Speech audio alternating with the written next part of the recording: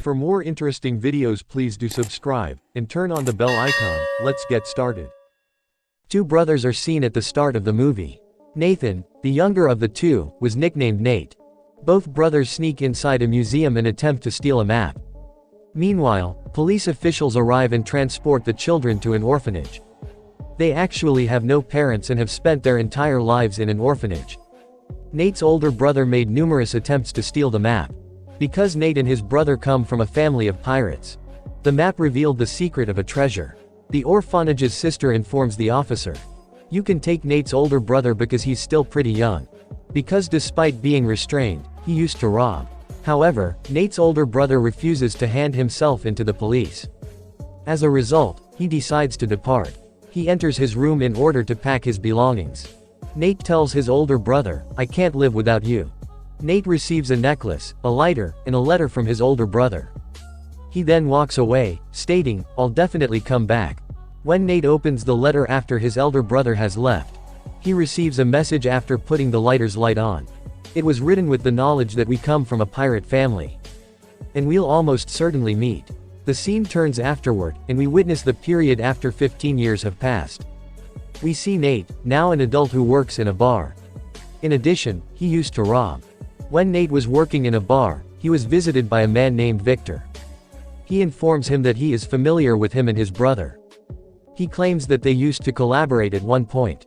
Nate, on the other hand, was uninterested in learning about it. He tells Victor to go, but he leaves a card for him on the way out. Victor's address is written on the card.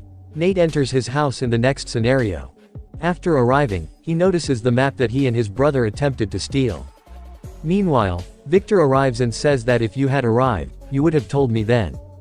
Nate informs Victor that this is the same map that so many others have been looking for. This is a treasure map. Many people have dedicated their lives to this manner without achieving anything. This was a pointless story. This isn't a pointless story, Victor assures Nate. I'm sure you and your brother both know a lot about this map. Victor later gives Nate a book and an image of a ship. This isn't a regular ship, it's an antique ship worth $500 million. Not only that, but the ship also has buried wealth on board. This was kept by a group of 18 people. Victor couldn't possibly let him go because he knows so much about the treasure. Now, he offers to work with him, but Nate rejects. Victor says that if you accompany me you can get your brother. Nate goes to his house and begins to see the things of his brother. Later, he agrees to work with Victor. The next morning, we witness Nate giving Victor a cross sign. He explains that this isn't a cross sign, but rather the key to unlocking the treasure.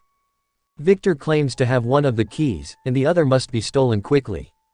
Victor claims that the other key is in the hands of an auction company, and that key will be displayed shortly. We'll have to steal that key soon. Victor steals the key after visiting that company. He was returning from where he had stolen the key. After pointing the knife at Victor's throat, a girl named Brett arrives. She is following her boss's orders in handing over this key to me. She was doing this under her boss's instructions. This was Victor's former enemy. When they were both battling for this key, meanwhile, some guards arrive, which Victor takes advantage of. After obtaining the key, he flees. Victor travels to Barcelona after receiving the key. They run upon a girl named Fraser, who is already acquainted with Victor. She, on the other hand, is unfamiliar with Nate and inquires about him. Victor introduces him as an old friend. Nate realizes that the other key is with Fraser, not Victor. Nate confronts Victor and demands, "Why did you lie to me?" Fraser claims that you may be completely unaware of the situation. Fraser exits the scene while stealing the key as they are bickering. Fraser was rushing ahead of Nate as they chased each other. Fraser, who was seated in her car, was preparing to go. However, Nate appears in front of her car, and Victor also comes there. He tells Fraser to grab the entire treasure, but you have no idea what it is. Only Nate is aware of the situation, and after hearing it, Fraser agrees to work with them. Nate tells them that the treasure was hidden near the church by those 18 people many years ago. They arrive at the church. After arriving, Nate begins to notice the cards that his brother has handed him. As a result, he is confident that he is in the right place.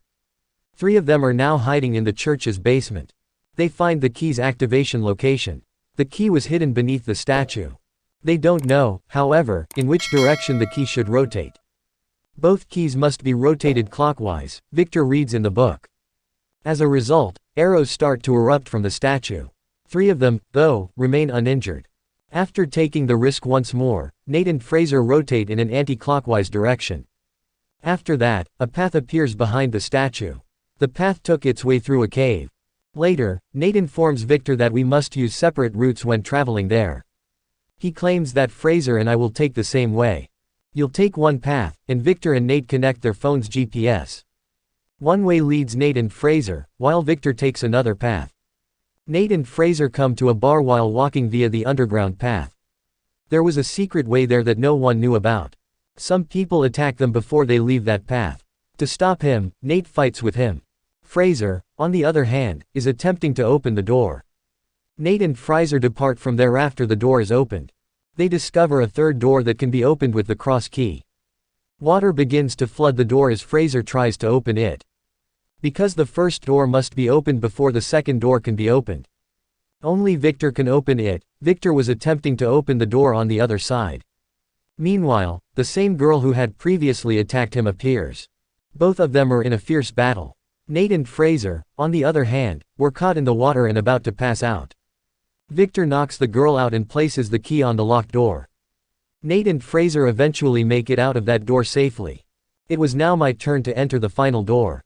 However, no one knows how to unlock that door. Victor was keeping an eye on them from a hole outside.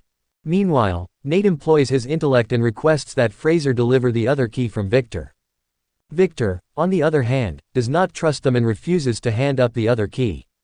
Victor eventually hands over the key because he doesn't have any other choice. On the door, Nate notices a symbol. When Nate combines the 2 keys, the same symbol appears on the door. As a result, they open the door. When they walk through that door, they see 3 giant pots. Victor, on the other hand, kept pestering Nate with questions about the treasure. Nate turns Fraser upside down to discover what's inside the pots. When Fraser looked into the pots, he noticed that there was a lot of salt in them. It implies that there was no treasure to be found. Meanwhile, one of the 3 pot breaks. They notice that a map appears from there. This was the actual map for getting to the treasure. Fraser raises his gun at Nate as he sees him. "What do you think?" she says. "Victor has told you the truth." She fires the gun at Nate's head, knocking him unconscious. She goes from there after taking the map from there. She also takes the keys with her as she leaves. Victor later approaches Nate and observes him faint. They learn Fraser has deceived them when Nate wakes up. When Nate regains consciousness, he inquires about his brother. "What you've kept concealed from me, and what you've kept hidden from me." He claims that he and your brother went treasure hunting many years ago. For that, we needed to steal a book, which we did. The residents of Mercado had opened fire on us as we returned. Your brother was hit by a bullet as a result, and he died as a result. After hearing this, he becomes emotional and begins to cry. He informs him that you have left him to die. You're now relying on me to deliver the treasure once more. Victor, on the other hand, claims that I have lied. But it was also your brother's wish for you to carry on his dream when he died. Nate assures me that I will go find the treasure and fulfill his ambition. But after that, we'll have our own paths to take. Fraser is later seen with Brett and her boss, implying that she worked for them. Brett's employer has informed her that she will now work under Fraser. Later, Brett's employer goes on a treasure hunt with his crew on a plane. They've taken everything vital with them. Brett's supervisor was bragging about it to everyone, saying, "It's my treasure. That has been misplaced by my family for a long time." Meanwhile, Brett shows up and ends up killing his boss. Fraser realizes that after killing her boss, she will now kill herself. So, in order to save her life, she hides in the plane car. Brett orders her men to shoot Fraser if they find her anywhere. Meanwhile, Nate and Victor were looking for Fraser. Arrive on the plane while seated in the car's dicky. They took the map while looking for Fraser and used it to their advantage. Later Brett and Fraser begin to start firing. They were firing at each other. Victor tells Nate that we've found the map and should go by taking the parachute. Victor leaves by taking the parachute while Nate stops and asks Brett if you've killed my brother. After attaching the cargo with the parachute, he opens it. As a result, the luggage from the plane begins to emerge. Brett's people begin to fire at Victor and Nate. Meanwhile, Nate's foot gets stuck in cargo. He begins to toss in the air with the luggage. After trying a lot he again comes into the plane.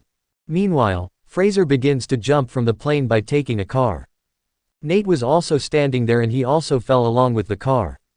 Both were falling and Fraser asks Nate to open the parachute, but Nate hasn't taken any parachutes. They were flying in the air but meanwhile, Nate opened a parachute of cargo. They're both going to be in that cargo. They arrive at the sea using parachutes. They arrive at a beach and stay at a hotel after arriving. They try to understand the map after checking into the hotel. Fraser, on the other hand, doesn't understand anything and falls asleep. Nate works tirelessly all night, understanding the map and making notes. Fraser wakes up in the morning and sees that he has comprehended the map and made notes. She shows her wit once more as she departs for the treasure while taking the note. When Nate wakes up, he notices that the map has vanished. When he sees this, he starts to smile because he has mentioned the incorrect location on the map. Nate knows where the real site is. In the next scene, Nate arrives at the map's location. That happened in an island cave. Brett, on the other hand, has been keeping an eye on Nate. Nate, on the other hand, reaches the cave by jumping into the water. He sees two giant ships, and many people have died while seeking that boat. When Nate enters the ship, he discovers a large amount of gold. Meanwhile, he hears Victor's footsteps approaching. Nate is terrified as he watches this and wonders how he got here. He claims that you've connected me with your GPS. Brett arrives with her people when they are both watching the treasure. When they see them, Nate and Victor hide. Brett calls her team and prepares to board the ships by plane. Because she is aware that the ship, in addition to the treasure, costs millions of dollars. Victor and Nate emerge and announce their intention to steal the ship. They approach the ship from the front and then you start fighting the guard. Nate was also beating the guards. The guards are thrown into the water. They take over the ship after killing the guards one by one. Brett grows enraged when she notices this and attacks them with another ship. Victor was summoning a helicopter quickly in order to flee Brett's clutches. Brett was pursuing him, as Brett's men attacked Nate's ship. Meanwhile, Brett was ready to hit Nate's ship as they all began fighting with Nate.